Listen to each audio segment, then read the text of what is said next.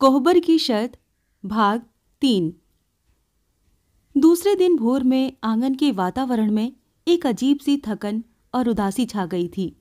रात भर के जागरण और मेहनत से घर के लोगों की आंखों में कड़वाहट भर गई थी। जिसको जहां जगह मिली वहीं ढरक गया था। मंडवे से हटकर आंगन में ही खुले आकाश के नीचे एक खाट पर ओंकार और चंदन सो रहे थे। कोहबर के द्वार पर गुंजा भी उठंग गई थी। भिनसार होते होते सबसे पहले गुंजा की माँ जगी। उसने रूपा को जगाया और उसका हाथ मुंह धुलाकर तैयार कराया। गुंजा आहट से ही जग गई। शांत सोए घर में धीरे धीरे जान आने लगी। बाहर से वैद्य जी आकर बोले, दिन निकलने के घड़ी भर के भीतर ही विदाई की साइत है तो क्या करूं? गुंजा की माँ झनक कर बोली, रूपा को तैयार करो। डाल के गहने एक बार अपने से सहेज कर ताला बंद कर चाबी रूपा को सौंप दो। गुंजा से कह दो पाहुन को जगा दे। साइत के भीतर भीतर ही मंडवा हो जाना चाहिए। और वैद्य जी बाहर निकल गए। बहन को ठीक करके गुंजा ने ओंकार को जगाया। ओंकार तो उठ गया, लेकिन चंदन सुख भुगाता ही न था। जिसका विवाह हुआ वो तो उठ बैठे, और ये है जो कुंभकर्ण की नींद सोए हैं। देह में जैसे सांस परान ही नहीं। क्या सवेरे सवेरे बकने लगी? गुंजा की माँ पास आती हुई बोली। फिर पानी से हाथ गीला कर चंदन की आंखों पर फेरती हुई बोली, उठो बचवा, बिहान हो गया। हाथ मुंह धो लो। कपार मुड़ा के तो एकदम बम्बोले बाबा बने हैं। गुंजा हंसती हुई बोली। चंदन बैठकर आंखें मल रहा था। ओंकार उसे लेकर शामियाने में चला आया। घंटे भर में ओंकार और चंदन की आंगन में फिर बुलाहट हुई। मंडवे के नीचे एक पलंग पर बढ़िया गलीचा बिछा हुआ था और गांव भर की ढेर सी ब्याही कुंवारी लड़कियां तथा बहुएं चारों ओर से उसे घेर कर खड़ी हुई थीं।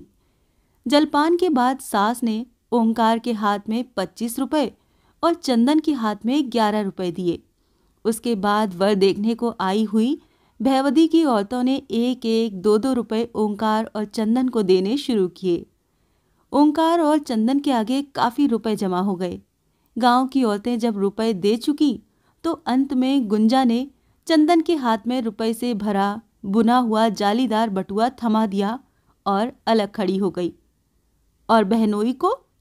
गुंजा की ओर ताक कर एक औरत बोली। बगल में खड़ी हुई गुंजा की भौजाई लगने वाली एक बहू बोली, बहनोई से इनको क्या मतलब? जिसको बीच लिया भरी सभा में उसका हाथ पकड़ लिया। खड़ी हुई औरतों में हंसी फूट गई। चंदन ने हाथ का बटुआ आगे गलीचे पर रख दिया। इसे खोल के बताओ कि कितने रुपए हैं, धरने को नहीं दिया। गुंजा कुछ अकड़ कर बोली। खोल के गिन दो बबुआ, तो तुम्हारे साथ ये लग जाएंगी। भौजाई ने फिर बोली कसी, बक, जहां जो मनाता है बोल देती हो भौजी। गुंजा बोली, ऐसा दूल्हा खोजने पर भी नहीं मिलेगा गुंजा बबुनी। शहबलिया को खाली मत लौटाओ, संग में लग जाओ। कहो तो चाची से कह दूं? चुप रहोगी कि नहीं? गुंजा बिगड़ गई। सरकवासी के फंदे पर पतली डोरी से बंधे चुन्नटदार मुंह वाले बटुए को खोलने की चंदन कोशिश करने लगा। काफी कोशिश के बाद भी जब बटुए का फंदा न सरका तो गुंजा बोली, ये अकिल हैरानी बटुआ है बच्चू, तुम्हारी बहन का बनाया नहीं है जो फट से खुल जाएगा। हार मान लो तो खोल के दिखा दूं। चंदन ने गुंजा की ओर देखा। तभी बाहर से नाऊ आकर बोला, बाहर असवारी लगी है, रूपा बबनी को ले चल के चढ़ाना है। साइत के भीतर पीढ़ा बहेरिया बाहर जाना चाहिए। घाम का दिन है, 150-200 कोस धरती नापनी है। कहारों का दम निकल जाएगा। मंडवे की रस्म हो गई हो तो पाहुन को जन्मासे में लेवा जाऊं? अभी नहीं, पाहुन बाद में जाएंगे। गुंजा बोली, अभी तो इन लोगों को खिलाना पिलाना है। कुछ औरतें ओंकार चंदन के पास रहीं। कुछ सामने वाले घर में बैठी हुई रूपा को गहने कपड़े पहनाने चली गईं। 15-20 मिनट के बाद ही अखबार भेंट की रुलाई से घर आंगन भर आया। माँ, बहन, चाची, दादी, सखी, सहेलर के गले पकड़ रूपा रोती जा रही थी। घर में से जो भी निकलती सभी लाल लाल आंसुओं में डूबी आंखें आंचल के छोर से पोंछती हुई। बेटी को चुप कराने वैद्य जी आए। रूपा बाप के पांव पकड़ फिर रो उठी। बेटी को चुप कराने की जगह वैद्य जी स्वयं रोने लगे। होंठ कांपने लगे और गालों पर से आंसू की बूंदें टप टप धरती पर गिरने लगीं। हार कर उन्होंने नाउन को इशारा किया। नाउन ने दोनों कंधे पकड़कर रूपा को अलग हटाया और चादर उड़ाकर द्वार पर लगी डोली में बिठाने ले चली। आगे रूपा, पीछे उसे पकड़े हुए नाउन और चारों ओर से घेर कर धीरे धीरे चलती हुई गांव टोले की लड़कियां। सबकी आंखें भरी हुईं, सबके चेहरे उदास। नाउन ने रूपा को डोली में बिठा दिया। आगे सिन्होरा और फूल की थाली में दही, अक्षत, गुड़ पान आदि रख दिया। कहारों ने डोली उठा ली। गांव के बाहर कुछ दूर तक पहुंचाने के लिए डोली के साथ नाउन और कुछ लड़कियां भी गईं। दिया सत्ती के पास डोली रुकी। रूपा और ओंकार से नाउन ने पूजा करवाई और डोली आगे बढ़ गई। 12 बारातियों से मिलनी हो चुकी थी। मिलनी समाप्त होने के बाद बारातियों में से किसी ने पूछ लिया, वैद्य जी, काका को दहेज में क्या दिया? वैद्य जी हाथ जोड़कर खड़े हो गए। हमारे पास है ही क्या? तभी भीतर से ओंकार और चंदन आ पहुंचे। किसी ने इशारा कर दिया। सामने चरण पर बंधी गाय का पघा चंदन खूंटे से खोलने लगा। हाँ हाँ, ये क्या बबुआ, गाय मार देगी, कहते हुए वैद्य जी का चरवाहा चंदन को रोकने के लिए आगे बढ़ा। नहीं नहीं, रोक मत। लड़के ने जब पघा थाम ही लिया तो गाय खोल के साथ लगा दे। वैद्य जी मुस्कुराते हुए बोले, हमसे कहते बेटा, ये कौन बड़ी बात है, गाय पर खुश हो तो ले जाओ गाय। चंदन को इशारा देने वाला अनिरुद्ध था। उसने सोचा वैद्य जी ना नुकुर करेंगे, लेकिन वैद्य जी का ये हाल देखा तो वो दब गया। कई लोगों के साथ वैद्य जी बारातियों को पहुंचाने के लिए गांव के बाहर तक आए। बारात चौबे छपरा से विदा हो गई। नाम था राम अंजोर तिवारी, लेकिन छोटेपन में ही समौरिया लड़कों के ये काका लगते थे। छोटे लड़कों के साथ साथ बड़े बूढ़े भी इनको काका कहने लगे। धीरे धीरे गांव भर इनको काका ही कहने लगा। बाप के इकलौते होने से दुलरुबा हो गए। इस दुलार ने इनको आगे चलकर सहका दिया। जवानी में ब्याह के पहले गांव की परगसिया मल्लाहिन से इनका मन लग गया था। रात में उसे पेड़ से तोड़कर जामुन दिया करते थे। एक रात पेड़ से उतरते समय फिसल गए। बाएं पैर में ऐसी मोच आई कि टांग पूरी तरह सीधी न हुई और चाल में भी थोड़ी सी लचक आ गई। तब से काका के ब्याह के लिए इनके बाप को बड़ी परेशानी उठानी पड़ी। देखनहरू आते, लौट जाते। बड़ी घेर घार के बाद एक जगह ब्याह तय हुआ, बेहद गरीब घर में। बहू आई तो काका रम गए। 5 साल के बाद माँ बाप चल बसे। काका काकी अकेले रह गए। ब्याह के 7 वर्ष तक कोई संतान न हुई तो काका काकी बेहद दुखी रहने लगे। सबसे निकट के थे चंदन और ओंकार।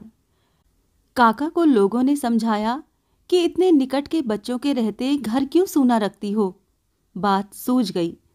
काकी ने चंदन ओंकार को अपने घर में रख लिया। तब चंदन 9 वर्ष का था, ओंकार 14 का।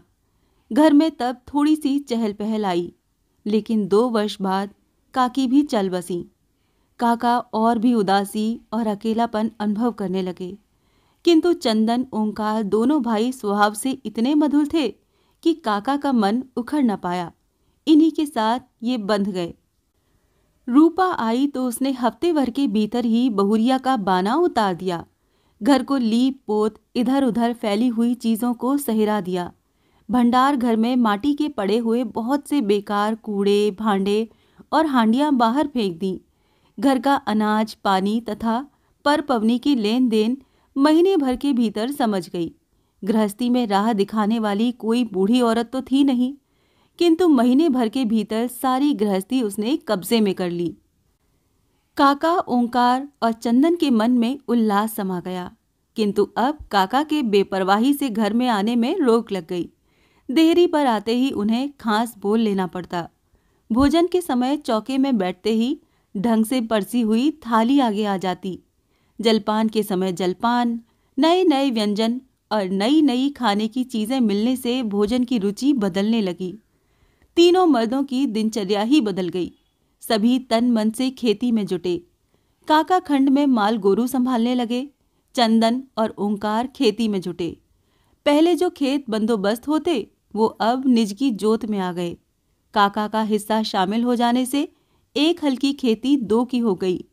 बाहर ओंकार और चंदन ने और भीतर रूपा ने वर्षों से इस उजड़ी वीरान गृहस्थी को नए सिरे से बसाकर हरा भरा कर दिया। एक बढ़िया गाय और 2 बैल द्वार पर बंध गए।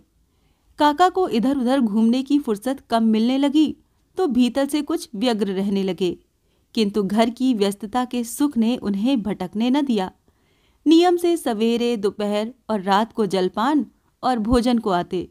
देर होने पर कभी कभी भीतर से रूपा भी टोक देती, इसीलिए काका डरते रहते। एक दिन बाहर से दतुअन करने घर चले आए। घर के पीछे कुएं की जगत पर दतुअन करने बैठ गए।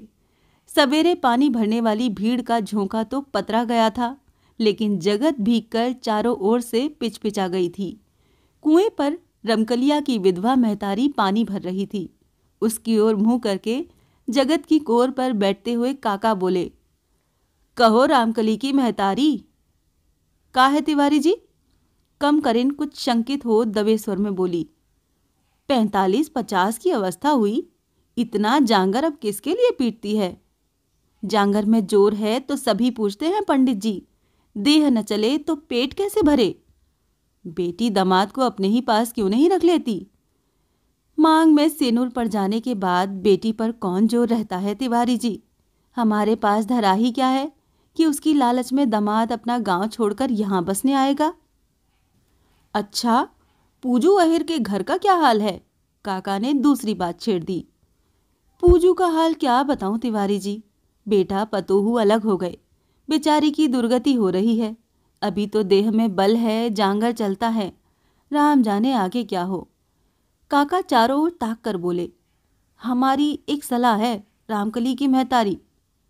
कौन सलाह तिवारी जी? काका दतुअन चीर कर जीभ छीलने लगे, फिर कुल्ला करके सिर पर बंधे अंगोछे से मुंह पोंछते हुए बोले, पुजू 50 का हुआ होगा, तुम 45 की। तुम रांड, वो रंडुआ। तुम पूजू के घर बैठ जाओ तो कैसा रहेगा? आपस में पटे भी, दोनों के बाकी दिन भी चैन से कट जाएं। काका की बात पूरी भी न हो पाई थी कि कहारिन गरज पड़ी, ए लंगड़ू, इसी नियत से तुम्हारी मेहरारू मर गई, औलाद का मुंह तक देखने को नहीं मिला। जैसे अपने धर्म की चिंता नहीं, वैसे दूसरे का भी धर्म लेना चाहते हो। इसमें बिगड़ने की क्या बात है? मेरी बात तो सुनो। खबरदार, आगे बोले तो इसी डोल से तुम्हारा कपार फोड़ दूंगी। कहारिन का गरजना सुनकर कुएं पर भीड़ जुटने लगी तो लोटा डोर उठाकर काका धीरे से वहां से जामुन वाली परती की ओर खिसक गए। लोगों ने कमकरिन से कारण पूछा तो बोली, कुछ नहीं, पपिया लंगड़ुआ का दिमाग फिर गया है। पूछे न पूछे, मैं दुल्हन की चाची, सलाह देता फिरता है। रूपा के पेट में बच्चा आया। 7 महीने बीत गए तो उठने बैठने में तकलीफ होने लगी। घर का काम संभालने, रसोई पानी के लिए किसी एक औरत की जरूरत पड़ी, किंतु इस घर में रूपा के सिवाय दूसरी औरत थी ही कौन? पड़ोस की बड़ी बूढ़ी औरतों की सलाह तो मिल जाती थी, किंतु गृहस्थी के कामों में बड़ी अड़चन पड़ने लगी। रूपा का चौबे छपरा जाना इतने दिनों के लिए संभव न था। गृहस्थी में बच जाने के कारण वो घर से हटना नहीं चाहती थी। महीने भर में कटिया शुरू होने वाली थी। अंत में रूपा ने ओंकार के सामने गुंजा को बुलवाने की बात रखी। बड़ी बहन की ससुराल छोटी बहन कैसे आएगी? ओंकार ने कहा। इसमें हरज क्या है? रूपा बोली। ऐसा कभी हमारे घर में चलन न था। जो काम कभी न हुआ हो अब होगा ही नहीं। रूपा कुछ अचरज से बोली। इसमें कोई खराबी तो है नहीं। छोटी बहन बड़ी बहन के ही तो पास आती है, दूसरा संभालने वाला है नहीं तो किया क्या जाए? जहां काम निकले वहां लकीर के फकीर बनने से नुकसान के सिवाय फायदा तो नहीं होता। काका को समझाओ, वो मान जाए तो चंदन के हाथ बाबू के नाम एक चिट्ठी भेज दो। बात काका के कान में पड़ी, वो तो जैसे पहले से ही तैयार बैठे थे। सोचता हूं कि चंदन के हाथ वैद्य जी को एक चिट्ठी भेजी जाए, पहले कुछ जवाब तो मिले। तो भेज दो। काका राजी हो गए। रूपा ने चंदन से ही चिट्ठी लिखवाई और दूसरे दिन भोर में ही चंदन को चौबे छपरा के लिए विदा कर दिया। चंदन चौबे छपरा पहुंचा तो दिन के 10 बज गए थे। फागुन का पहला पखवाड़ा लगा था। घाम में गर्मी बढ़ जाने से प्यास भी बढ़ने लगी थी।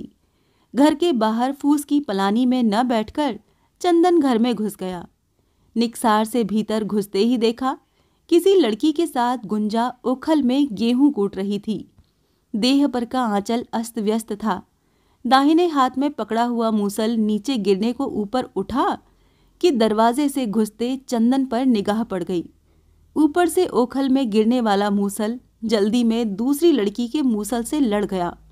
ठक से आवाज हुई और गुंजा मूसल दीवार से टेक फुर्ती से आंचल ठीक कर भीतर घर में भागी। महतारी ओरियानी की छांव में कचरी निकिया रही थी। पास जाकर बोली, माई, चंदन आए हैं। वैद्य जी की पत्नी ने निकसार की ओर आंखें घुमाई तो देखा चंदन खड़ा था। आओ आओ बचवा, अपने घर में लजाते क्यों हो? चंदन पास बैठा तो बगल में खड़ी हुई मसखट बिछाती हुई गुंजा बोली, बैठो। अरे बड़ी पागिल है, तेरी बहन के देवर हैं, निखरे बैठाएगी, घर में से दरी चादर तो ले आ। नहीं, ऐसे ही ठीक है, कहता हुआ चंदन उस छोटी सी बस खट पर बैठ गया। पैर में कपड़े के जूते थे, लेकिन घुटने तक राह की धूल चढ़ गई थी।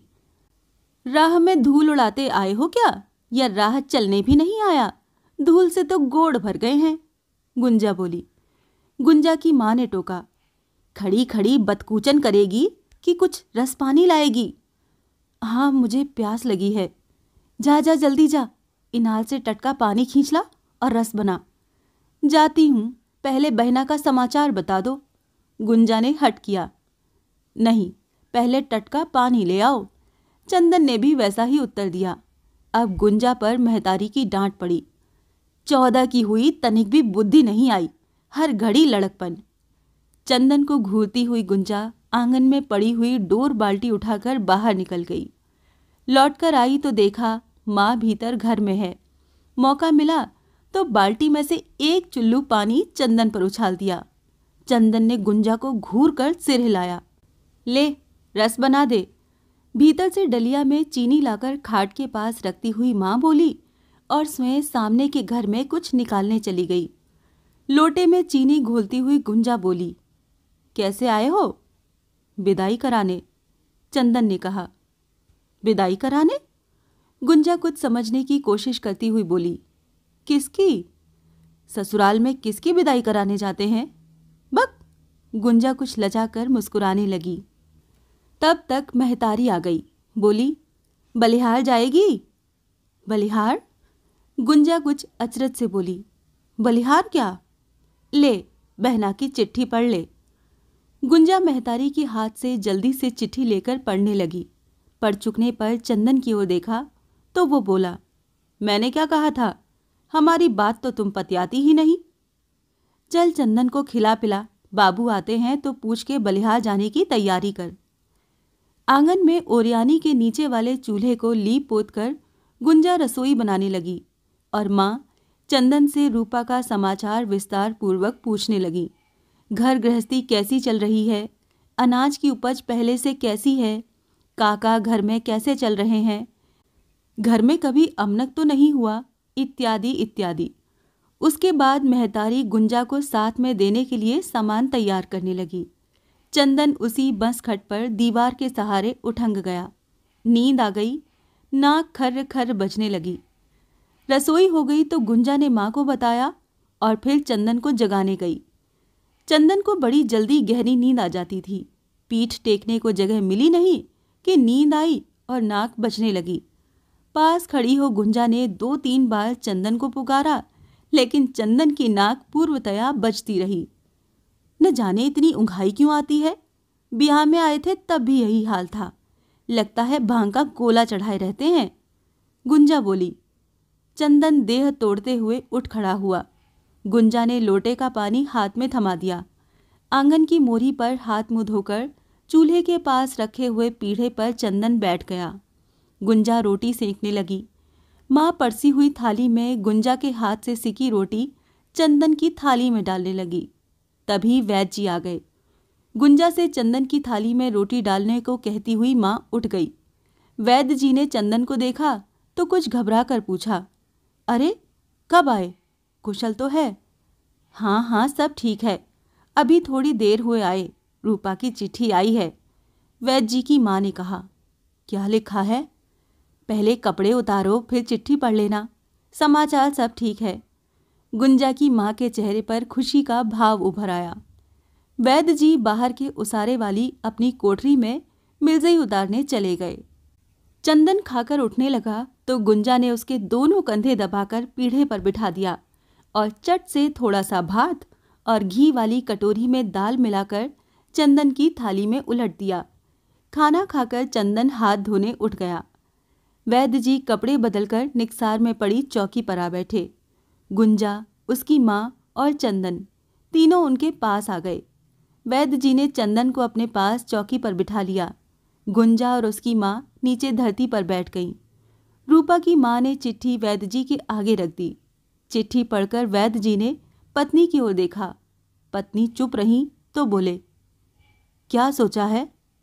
हमको सोचना क्या है? तो हमें सोचना है। रसोई पानी घर के काम का हाल तुम जानती हो, और सोचूंगा मैं? ये सब तो चल ही जाएगा। गुंजा से भी पूछो, जाना तो इसी को है। सामने ही तो बैठी है, चिट्ठी भी पढ़ ली है, तुम भी पूछ लो। वैद्य जी की पत्नी बोली। क्यों गुंजा, बलिहाल जाओगी? भेजोगे तो क्यों नहीं जाऊंगी, गुंजा बोली। इधर निश्चय हुआ, उधर गुंजा की सखियों और उनके घरों में बात फूटी कि गुंजा बहनौरे जा रही है। तब से सांझ तक गुंजा की सखी सहेलर उसे घेरे रहीं। सांझ को दरवाजे पर बैलगाड़ी लग गई। आंगन सखी सलेहर और भौजाइयों से भर गया। गुंजा जब बाहर गाड़ी पर चढ़ने चली तो एक भौजाई बोली, ससुराल जा रही हो? बक। बैलगाड़ी के बीच में बाजार में बिकने के लिए 4-5 बोरों में चावल दाल रखे थे। आगे की ओर गाड़ीवान के पीछे गांव का बनिया बैठा था। बोरों के बाद में पीछे की तरफ गुंजा बैठ गई। चंदन पैदल चला। संग में कुछ दूर पहुंचाने को वैद्य जी चले। बबुआ तुम भी बैठ जाओ, गाड़ी आगे की ओर ओलार है, गाड़ीवान ने कहा। चलो गांव के बाहर निकलो तो मैं भी बैठ जाऊंगा, चंदन ने कहा। गांव के बाहर तक गाड़ी पहुंचाकर वैद्य जी लौटने लगे तो उनके पैर छू चंदन भी गुंजा की बगल में बैलगाड़ी पर बैठ गया। सूर्यास्त होने में लगभग 2 घंटे की देर थी। चौबे छपरा के बाद पियरौंटा के लिए जहां से राह मुड़ती थी वहां से बलिहार लगभग कोस भर पड़ता था। पैदल चलना हो तो उस राह को छोड़कर बलिहार के लिए तिरछी पगडंडी गई थी, जिससे दूरी भी कम हो जाती थी और समय भी कम लगता था। किंतु जाना खेतों की मेंढों से पड़ता था। खेत पके होने से मेंढों पर लटकी हुई गेहूं जौ की बालियों के ठूंठ पैरों में चुभते थे, इसीलिए लोग छबरी से ही जाना अधिक पसंद करते थे। चंदन चाहता था कि उतरकर पैदल ही चलें, जिससे दिन डूबते डूबते गांव पहुंच जाएं, किंतु गुंजा के कारण वो विवश था। बैलगाड़ी कछुए की चाल से धीरे धीरे चूं ची चर चर करती हुई आगे बढ़ रही थी। गाड़ीवान बैलों को पैना मारता था, किंतु लीकों में धूल हो जाने से चाल तेज नहीं हो पाती थी। पियरौंटा को मुड़ने से पहले ही गाड़ी के दाहिने पहिए का धुरा घिसा होने से निकलकर गिर गया। गाड़ी ने खट से पहिया फेंक दिया। गाड़ी दाहिनी ओर ओलरी के चंदन फट कूद गया और गुंजा को बाह में पकड़कर नीचे खींच लिया। बीच में बैठे हुए बनिए की पीठ पर थोड़ी सी चोट आई। बाकी गाड़ीवान और चंदन ने मिलकर गाड़ी उलटने से बचा ली। धुरा ठोंकने और गाड़ी पर सामान ठीक करने में आधा घंटा और लग गया। गाड़ी चलने के पहले चंदन ने पूछा, गाड़ी में बैठने से तो गांव पहुंचने में बहुत देर हो जाएगी, पैदल चलोगी? हाँ हाँ चलो, मैं तो पहले ही कहने वाली थी, लेकिन सोचा, लाओ झोला हमें दे दो। नहीं नहीं चलो, एक तो तुम लिए ही हो, ऐसी सुकुमार नहीं हूं। बैलगाड़ी की राह छोड़कर नदी के किनारे किनारे आगे आगे चंदन और पीछे पीछे गुंजा चलने लगी। सूरज डूबने वाला था और अभी कोस सवा कोस धरती नापनी थी। अभी कितनी देर लगेगी? गुंजा ने पूछा। कम से कम 1 घंटा, अंजोरिया उग जाएगी। तो थोड़ी चाल बढ़ाओ, गुंजा ने कहा। डर लगता है? हमें डर फर नहीं लगता। अगर तुमको छोड़कर भाग जाऊं तो? चंदन ने कहा। तो मैं अकेली ही बलिहार पहुंच जाऊंगी। अरे बाप रे, तुम लड़की हो या लड़का? दोनों। तो चलो हमारी चाल से। और चंदन बेहद तेज चाल चलने लगा। 2-3 मिनट तो गुंजा साथ देती रही, फिर चुपचाप राह पर ही बैठ गई। चंदन उसी रफ्तार में चला जा रहा था। लगभग 100 गज निकल जाने पर मुड़कर देखा तो गुंजा उसकी ओर पीठ किए हुए चुपचाप डंडार पर बैठी थी। जय सिया राम! ए लड़के, बैठ क्यों गए? चंदन वहीं से चिल्लाया। गुंजा वैसी ही बैठी रही। 2-3 बार चंदन ने फिर आवाजें लगाईं, लेकिन गुंजा टस से मस न हुई। हार कर चंदन वापस लौटा और पास आकर बोला। बस? हार जाने की खीज में गुंजा उठकर बोली, जाओ, मैं तुम्हारे साथ नहीं जाती। अच्छा, उठो उठो। पहले ही थका दोगे तो बाकी राह कैसे चलूंगी? अब तेज नहीं चलूंगा, आगे आगे तुम ही चलो। कहते हुए चंदन ने गुंजा का हाथ पकड़कर ऊपर उठाया। तब वो उठी और आगे आगे चलने लगी। सूरज डूब गया, चांदनी की आभा छा गई। चंदन और गुंजा हरी दूब से भरी हुई कैरल माटी की कड़ी चौड़ी छवरी में चलने लगे थे। बलिहार अभी लगभग 1.5 मील था। सप्तमी की चांदनी छवरी के दोनों ओर जौ गेहूं के पके खेतों में पूरी तरह छा गई थी। शांत स्थिर वातावरण में हल्के हवा के झोंके खेतों में खड़े अनाज के पके डंठलों को लहराकर खनखना देते थे। दूर दूर तक फैले हुए करिल माटी के खेतों में बराबर ऊंचाई तक उगी हुई फसलों पर यदि थाली सरकाती जाए तो कुछ दूर तक बिना गिरे बालियों पर फिसलती चली जाए। ऐसे थे दूर तक फैले हुए पक चले अनाज के लहराते भरे खेत, जिनमें जहां तहां खड़े छोटे छोटे बबूल के पेड़ पहरेदारों की तरह लगते थे। गुंजा, थकन तो नहीं आई? आई भी हो तो क्या कर लोगे? थोड़ी देर सुस्ता लेंगे। बैठेंगे तो उठने का मन न होगा चंदन। ऐसी अंजोरिया में बैठने का मन नहीं करता है। अगर तुम थके हो तो बैठ के सुस्ता लो। चंदन जोर से हंस पड़ा। इतना चलना तो मेरे लिए रोज के जलपान के बराबर भी नहीं है। कन्या जब ब्याह के जाती है तो ससुराल पहुंचने पर डोली में से उतर के आंगन तक दौरी में ही डेग पड़ते हैं। संग में दूल्हा भी तो होता है, गुंजा ने धीरे से कहा। लेकिन इस समय तो पैदल हो। तुम कौन पालकी में सवार हो? क्या मैं तुम्हारा? ए चंदन! हवा का झोंका आया और सारी सरेह को लहरा गया। चंदन, मुझे प्यास लगी है। चलते चलते चंदन रुक गया। प्यास लगी है? और उसने गुंजा के चेहरे पर देखा। कनपटी से पसीने की लकीर चिबुक तक बह आई थी। आंचल पीछे सरक कर जूड़े में अटका हुआ था। संवारे हुए घने काले बालों के बीच में झलकती हुई लंबी मांग चंदन देखता ही रह गया। क्या देखते हो? देखता हूं कि मैं तुमसे कितना ऊंचा हूं। नाप लो। कहती हुई गुंजा चंदन की बगल में सट गई और अपने सिर पर हाथ रख चंदन का कंधा छूती हुई बोली, तुम्हारे कंधे से जरा सी बड़ी हूं। चलो, आगे पाकड़ वाले इनार पर ढेकुल लगी है, पानी पिएंगे, वहां से छन भर में गांव। आगे छवरी की बगल में एक कुआं था और उसकी बगल में एक पाकड़ का पुराना घना पेड़ था। धूप के दिनों में राही उसके नीचे विश्राम करते थे। कुएं की जगत लगभग कंधे भर ऊंची थी। गुंजा जगत पर चढ़ गई। चंदन ने पानी खींचा, गुंजा को पिलाया। फिर गुंजा ने चंदन को पिलाया। पानी पीकर तृप्त हो आंचल से मुंह पोंछती हुई सामने खेतों की ओर देखती हुई गुंजा बोली, चंदन, अंजोरिया में ये सरेह कैसी लगती है? चंदन गुंजा की बगल में खड़ा होकर बोला, तुम ही बताओ। जैसे ब्याही दुल्हन पियरी ओढ़े हो। दुल्हन बनने का मन होता है? चंदन ने हंसते हुए पूछा। बक। पीछे से गुंजा के दोनों कंधे आगे की ओर ठेलते हुए चंदन बोला, तो चलो नीचे उतरो। दोनों थैले हाथों में ले आगे गुंजा और गुंजा के दोनों कंधों पर हाथ रखे चंदन उतरा। 10 कदम चलने के बाद चंदन ने गुंजा से एक थैला ले लिया, थोड़ी दूर चलकर गुंजा बोली, जब तुम पहली बार हमारे गांव आए थे तो तुम्हारी नाव पानी में किसने बहा दी थी, जाना? किसी चुड़ैल ने ठेल दी होगी।